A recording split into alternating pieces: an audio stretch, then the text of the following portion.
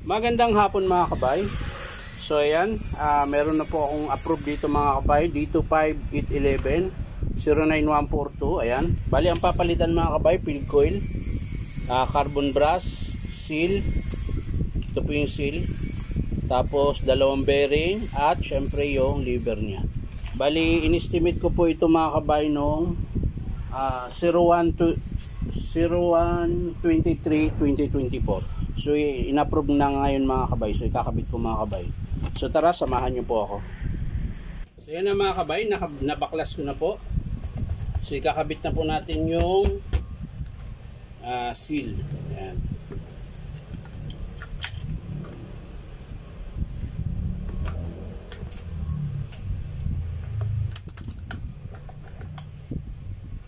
So yan mga kabay. Bali kakalas natin yung bearing na ito yung tinesting ko mga kabay dati para lang malalaman ko kung yun lang talaga sira. So kakalasin ko na po yung kinabit ko na dati, papalitan natin ng bago mga kabay.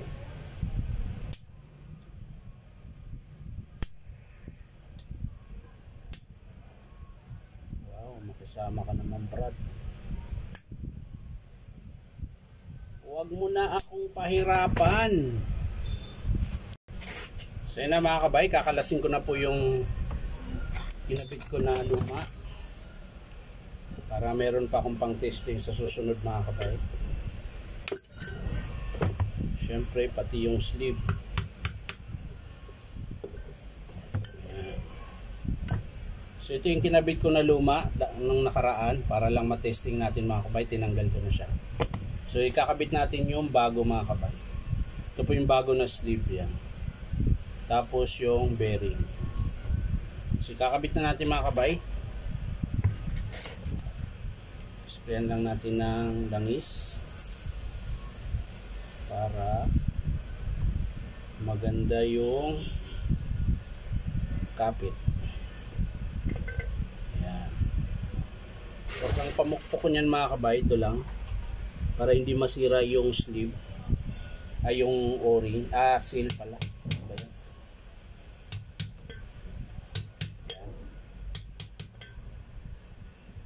Tapos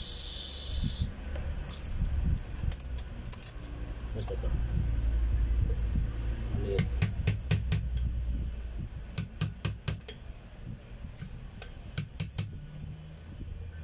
So yan na po, nakabit ko na po siya. Tapos dito, kulang pa siya dito banda. So tutulak lang natin mga kabay.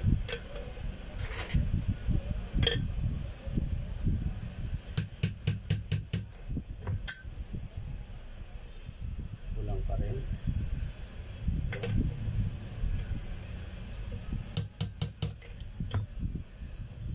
So yan na mga kabay.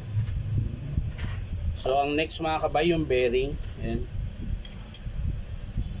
Ganon din ulit mga kabay, i-sprayan nyo po ng langis para hindi po magasgas yung housing.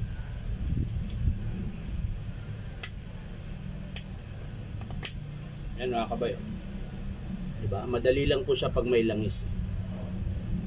So babalik na natin yung circlip mga kabay. Ayan.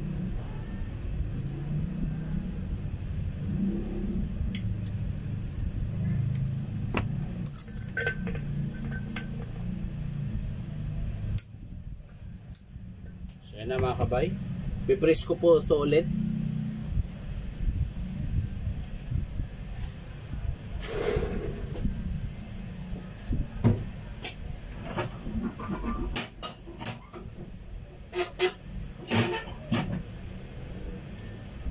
So ayan na mga kabay, nakabit ko na po. So ang next natin kakabit mga kabay yung field coil.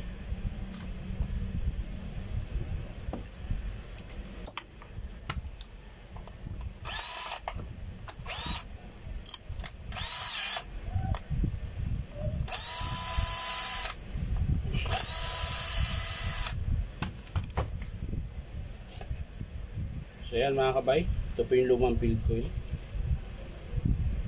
Ito po yung bago mga kabay.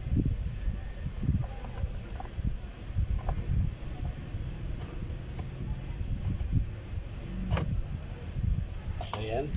Dahil wala naman po siyang sayad mga kabay, hindi ko na po sasapinan yung field coil niya. Bali, kakabit na lang natin ng diretso.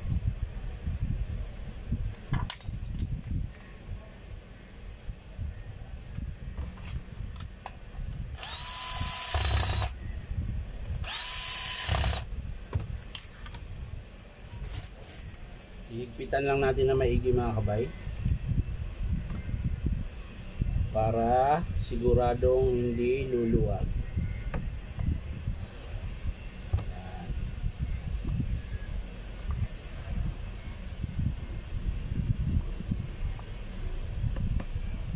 Yan. So yun na siya mga kabay. Yan. So ngayon okay na mga kabay, lalagyan na natin yung carbon. Ayan.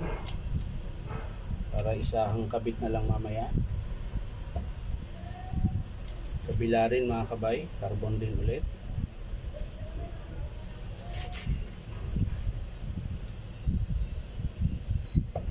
Ayan. Tapos balik na natin yung ito mga kabay. So lalagyan lang natin yan ng langis mga kabay.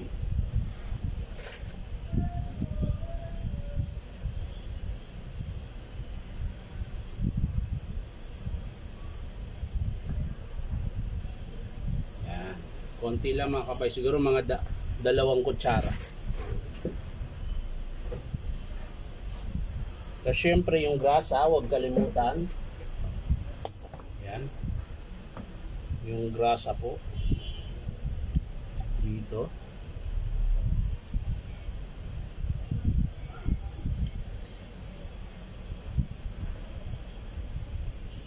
Yan.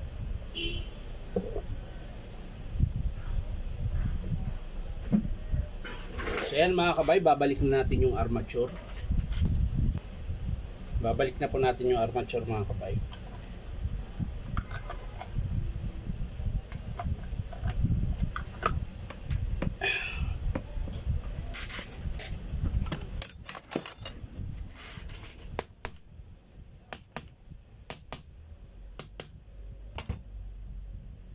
Ayan, i-screw na natin. So yan mga kabay, nakabit ko na po yung armature. Sasalpak na po natin ito.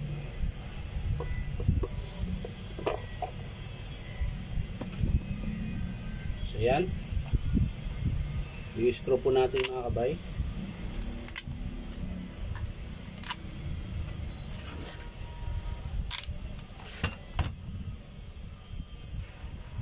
So ayan mga kabay, nakabit ko na. So lalagyan na natin yung carbon mga kabay.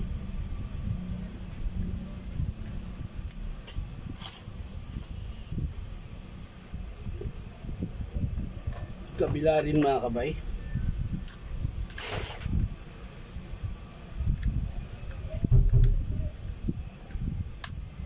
Ayan. Siyempre ayos natin yung wiring.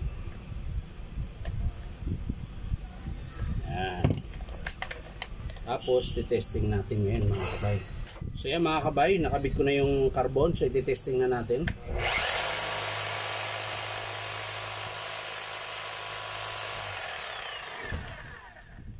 Itesting din natin yung hammer mga kabay kung malakas.